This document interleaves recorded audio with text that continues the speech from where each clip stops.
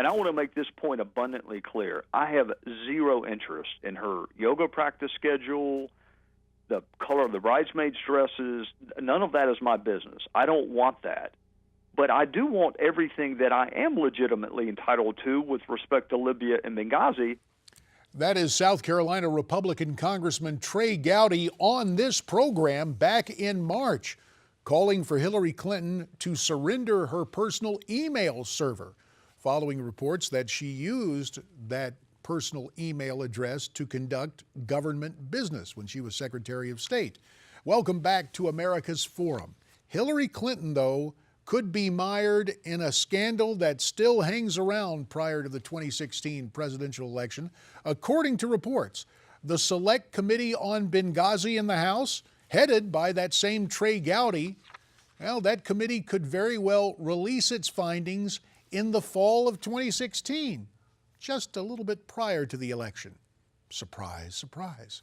Joining us now with more on this story, from Newsmax Washington, our good friend Republican strategist Ford O'Connell. In all of life, Ford, it's a matter of timing. This shouldn't be such a big deal, should it?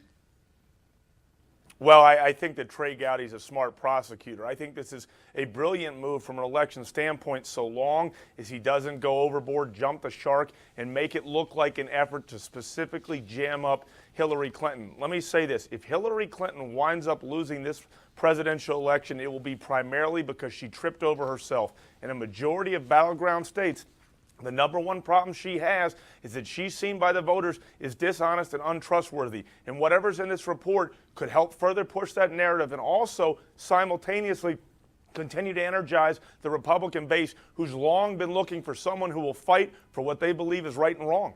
And as you were remarking on that, Ford, we saw the article from our parent website, Newsmax.com, dealing with the timing of the final findings of the Select Committee on Benghazi. Now, the ranking Democrat on that panel, Congressman Elijah Cummings, is playing it this way.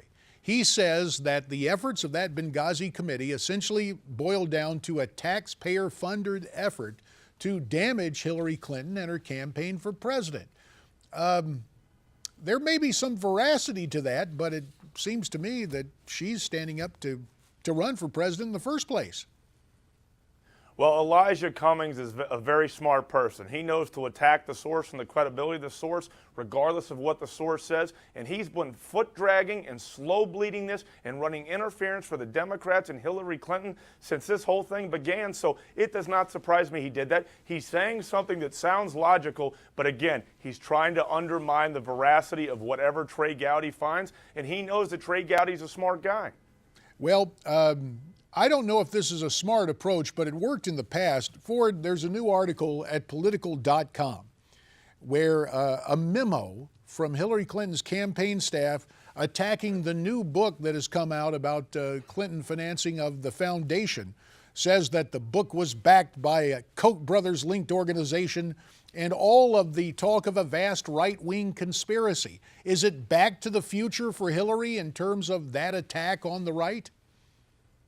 Well, of course, it's Communications 101. If you undermine the source, it doesn't matter what the source says. Here's what a lot of people don't know about Schweitzer is that he worked for NBC News, and he wrote a book called Extortion that actually crushed Republicans, particularly Saxby Chambliss of Georgia, who I've worked for in the past for his use of leadership PACs. When it comes to campaign finance, this is something that he's looked into and actually has a great resume. But trust me, by the time this is done, if the Clintons have their way, they're going to make sure that he was the second person on the grassy knoll in Dallas.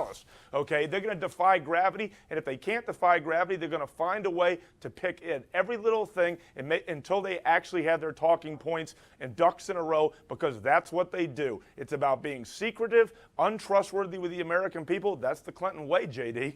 And not to suggest yet another line of attack, but assuredly as the Swallows returning to San Juan Capistrano, we're going to hear Hillary and her supporters pick up that war on women narrative with these criticisms and the findings about Mrs. Clinton, will we not? Absolutely. Let me tell you why this is a smart play for Hillary Clinton.